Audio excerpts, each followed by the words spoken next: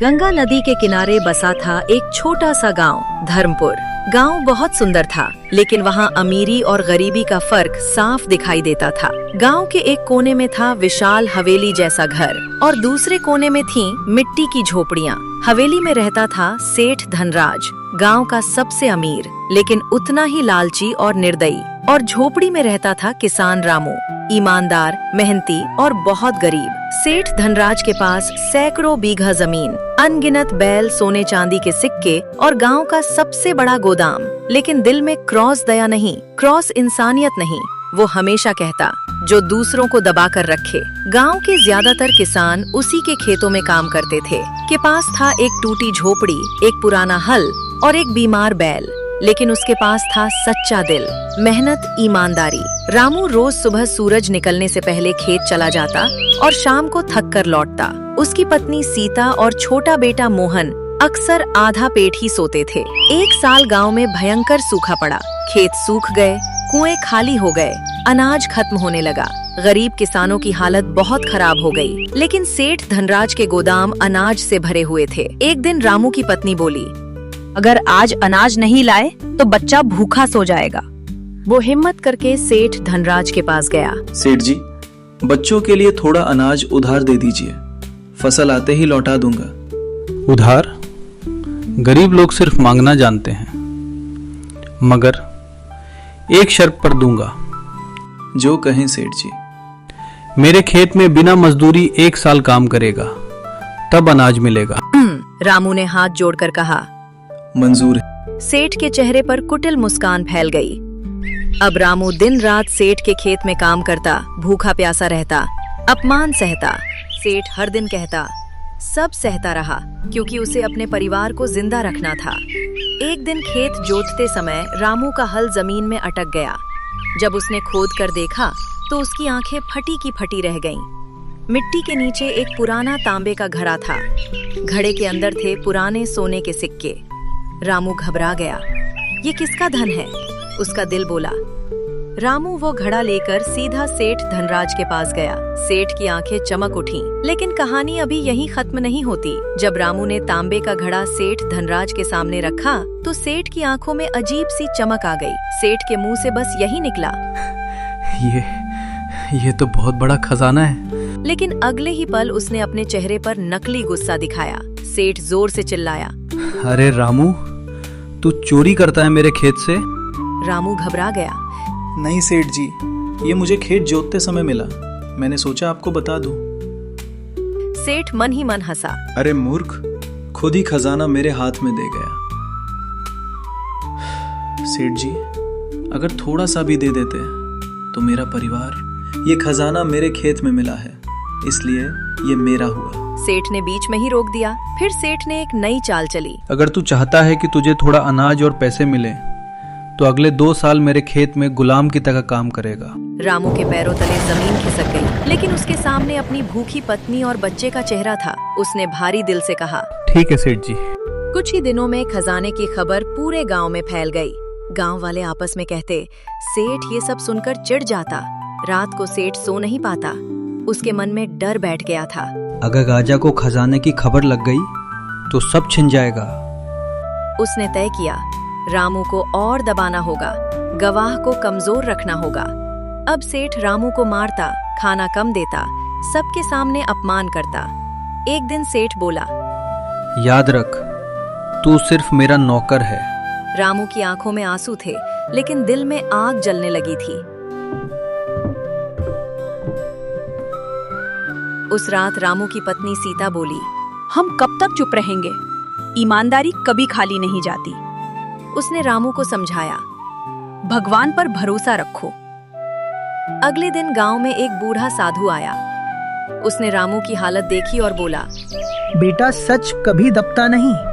साधु की आंखों में गहराई थी। साधु ने धीमी आवाज में कहा, जो धन जमीन से निकला है वह लालच वालों को नष्ट और ईमानदार को ऊंचा उठाता है। सेठ दूर से ये सब देख रहा था। उसका दिल कांपने लगा।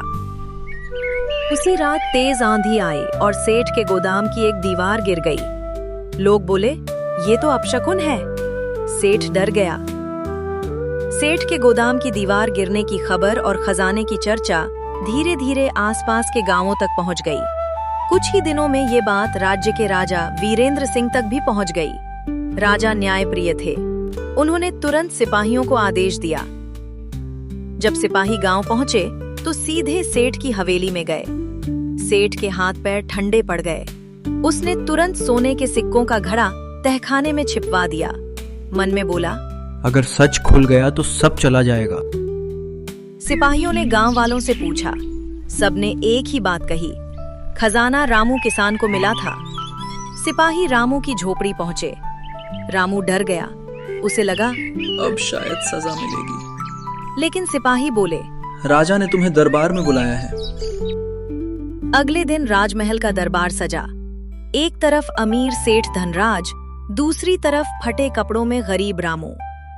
राजा ने गंभीर आवाज में पूछा, सच सच बताओ, खजाना किसे मिला? रामू ने सिर झुकाकर कहा, महाराज, खेत जोतते समय मुझे तांबे का घड़ा मिला। मैं उसे सेठ जी के पास ले गया क्योंकि जमीन उनकी थी। दरबार में फुसफुसाहट होने लगी। राजा ने सेठ की ओर देखा। सेठ बोला, महाराज ये झूठ बोल रहा है। खजाना मेरे पूर्वजों का है, ये तो बस मजदूर है। रामू की आंखों में आंसू आ गए, लेकिन उसने एक शब्द भी गलत नहीं कहा। तभी दरबार में वही बूढ़ा साधु आया। सब हैरान रह गए। साधु ने कहा, महाराज, मैं उस दिन खेत के पास था। मैंने अपनी आंखों से देखा, घड़ा रामू को मिला था। राजा ने पूछा, क्या यह सच है? राजा ने आदेश दिया। घड़ा लाया जाए। सेठ घबरा गया। तहखाने से घड़ा लाया गया। घड़ी के अंदर एक पुरानी पर्ची भी थी जो पहले किसी ने नहीं देखी थी। पर्ची पर लिखा था, ये धन उस ईमानदार व्यक्ति का होगा जो इसे पाएगा और मालिक को सौंप देगा। दरबार में सन्नाटा छा गया। राजा ने गंभीर होकर कहा, इसका मतलब है रामू ही असली हकदार है। राजा ने घोषणा की, सारा खजाना रामू को दिया जाए और सेठ धनराज को गरीबों से अन्याय करने के अपराध में दंड दिया जाए। सेठ के चेहरे का रंग उड़ गया। धीरे धीरे सेठ धनराज का दिल बदलने लगा। उसने समझा, धन से बड़ा है इंसानियत। एक दिन वह खुद रामू के पास आया और हाथ जोड़कर बोला, मुझे माफ कर दो। रामू मुस्कुराया। गलती समझ आ जाए वही सबसे बड़ा धन है। राजा के न्याय के बाद गांव धर्मपुर में जैसे नई रोशनी आ गई। जहां पहले भूख, डर और अन्याय था, वहीं अब उम्मीद, मुस्कान और अपनापन था। गांव के लोग कहते, खजाना मिलने के बाद भी रामू का दिल वैसा ही विनम्र रहा। उसने सबसे पहले क्या किया? अपने लिए महल नहीं बनाया, सोने के गहने नहीं खरीदे। उसने किया, गांव के बीच एक बड़ा कुआं बनवाया, हर गरीब परिवार को अनाज दिया, बच्चों के लिए एक छोटी पाठशाला शुरू करवाई। उसकी पत्नी सीता ने कहा, हम गरीब थे इसलिए दर्द जानते हैं। अब हमें दूसरों का सहारा बनना चाहिए। रामू का बेटा मोहन अब स्कूल जाने लगा था। वो रोज कहता, बाबा, मैं बड़ा होकर सबकी मदद करने वाला आदमी बनूंगा। रामू गर्व से मुस्कुराता। उधर सेठ धनराज अब पहले जैसा नहीं रहा। उसे राजा ने आदेश दिया था, 1 साल तक गरीबों की सेवा करना। अब वो वही काम कर रहा था जो कभी रामू करता था। खेत में काम पानी भरना, मजदूरों के साथ बैठना। पहले लोग उससे डरते थे, अब उसे देखकर आश्चर्य करते थे। एक दिन धूप में काम करते करते सेठ थक गया। तभी रामू पानी लेकर आया। सेठ ने हैरानी से पूछा, मैंने तुम्हारे साथ इतना बुरा किया, फिर भी तुम मेरी मदद कर गए?